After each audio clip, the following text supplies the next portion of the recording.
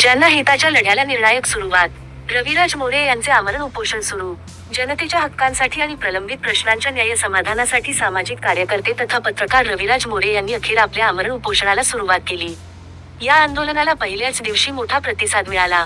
उपोषणस्थळी माजी सभापती मंगेश चिखले, संजय फोंडकर यांच्यासह अनेक पत्रकार, सामाजिक कार्यकर्ते आणि नागरिक मोठ्या संख्येने उपस्थित राहून पाठिंबा दर्शविला. जनहिताच्या प्रश्नांवर प्रशासनाचे लक्ष वेधण्यासाठी सुरू करण्यात आलेल्या या आंदोलनातून संबंधित समस्यांवर तातडीने ठोस आणि सकारात्मक निर्णय घेण्याची मागणी करण्यात आली. उपस्थित मान्यवरांनी रविराज मोरे यांच्या आंदोलनाला नैतिक पाठिंबा देत जनतेच्या प्रश्नांकडे दुर्लक्ष न करण्याचे आवाहन प्रशासनाला केले.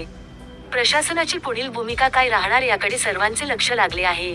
अकोटमध्ये सध्या रंभापूर फाटा ते वारी फाटा या 51 किलोमीटरच्या रस्त्याच्या निकृष्ट कामाविरोधात सुरू केलेल्या आंदोलनाने आता नवे वळण घेतले आहे. उपोषणाच्या पहिल्याच दिवशी MSIDC नागपूरने या प्रकरणाची दखल घेतल्याचे सांगितले जात असताना, अपघातांसाठी जबाबदार असल्याचा आरोप असलेल्या कंत्राटदाराविरोधात अद्याप गुन्हा दाखल न झाल्याने आंदोलनकर्त्यांनी संताप व्यक्त केला आहे. मागील 8 महिन्यांपासून तक्रारी प्रलंबित असल्याचा दावा करत आंदोलनकर्त्यांनी अकोट ग्रामीण पोलीस प्रशासनाच्या भूमिकेवरही गंभीर प्रश्न उपस्थित केले आहेत. मात्र, या सर्व आरोपांवर संबंधित प्रशासनाकडून अधिकृत प्रतिक्रिया अद्याप समोर आलेली नाही. रंभापूर फाटा ते वारी फाटा, अकोट आणि तेलारा तालुक्यांना जोडणारा महत्त्वाचा मार्ग. मात्र निकृष्ट बांधकाम, अपघातांची मालिका आणि नागरिकांच्या वाढत्या तक्रारींमुळे हा रस्ता आता वादाच्या केंद्रस्थानी आला आहे. याच प्रश्नावर सामाजिक कार्यकर्ते तथा पत्रकार रविराज मोरे यांनी आमरण उपोषण सुरू केले आहे. आंदोलनकर्त्यांच्या म्हणण्यानुसार, रस्त्यावरील अपघातांमध्ये अनेक नागरिक जखमी झाले असून काहींना कायमस्वरूपी अपंगत्व आले आहे. उपोषणकर्त्यांचा आरोप आहे की, संबंधित कंत्राटदाराविरोधात कारवाई करण्याची मागणी वारंवार करूनही अद्याप ठोस पाऊल उचलण्यात आलेले नाही. तसेच काही तक्रारी मागील अनेक महिन्यांपासून प्रलंबित असल्याचाही दावा करण्यात येत आहे. दरम्यान, उपोषणाच्या पहिल्याच दिवशी MSIDC नागपूरने दखल घेतल्याची माहिती समोर आली आहे. अनेक मागण्यांवर हालचाल सुरू झाल्याचे सांगितले जात असले तरी कंत्राटदाराविरोधातील कारवाई हा अद्याप प्रमुख वादाचा मुद्दा ठरला आहे. एका बाजूला जनतेच्या सुरक्षिततेचा प्रश्न, दुसऱ्या बाजूला प्रशासनाविरोधातील आरोप आणि तिसऱ्या बाजूला सुरू असलेले आमरण उपोषण. या संपूर्ण प्रकरणात प्रशासन पुढे कोणती भूमिका घेते आणि आंदोलनकर्त्यांच्या मागण्यांवर काय निर्णय होतो, याकडे आता संपूर्ण अकोट तालुक्याचे लक्ष लागले आहे. श्याम महाजन, तालुका प्रतिनिधी, IB7 न्यूज अकोट. रंभापूर फाटा ते वारखेड फाट्याकरिता हा रस्ता निकृष्ट दर्जाचा होत असल्यामुळे चांगल्या दर्जाचा रस्ता जनतेला मिळावा, त्याकरिता मी उपोषणाला बसलेलो आहे. यामध्ये कंत्राटदाराची मुजोरी एवढी मोठी झालेली आहे की कंत्राटदार कोणत्याही प्रकारला जुमानायला तयार नाही. अनेक अपघात होत आहेत. आतापर्यंत 50 ते 60 लोकांचे अपघात झाले. कोणाचा हात फ्रॅक्चर झाला, पाय फ्रॅक्चर झाला, कोणी कायमस्वरूपी अपंगत्व आलं.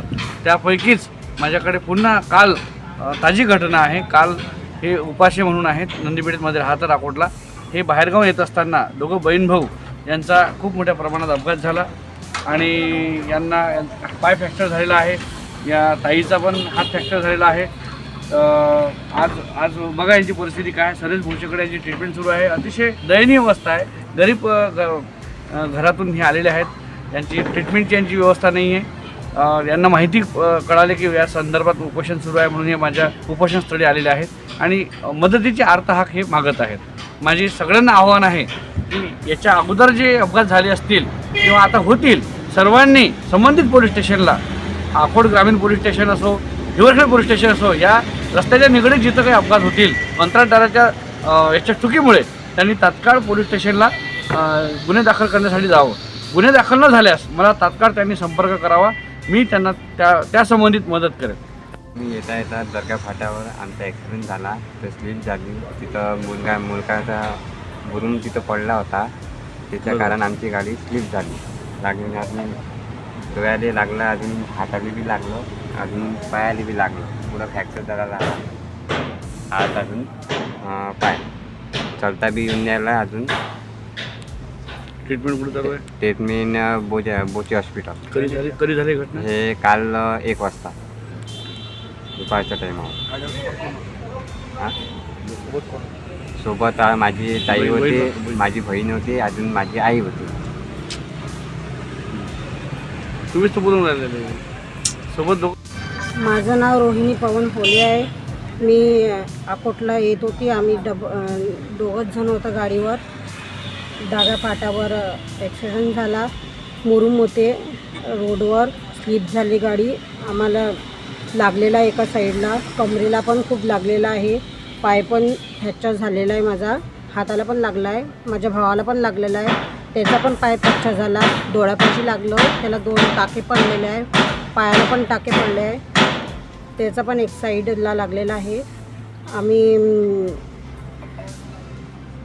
हॉस्पिटलमध्ये नेलं होतं. आम्हाला माझ्या भावाला फोन लावला, त्यांनी नेलं आम्हाला गाडीत टाकून. तिथं आमच्याकडे ट्रीटमेंट चालू आहे.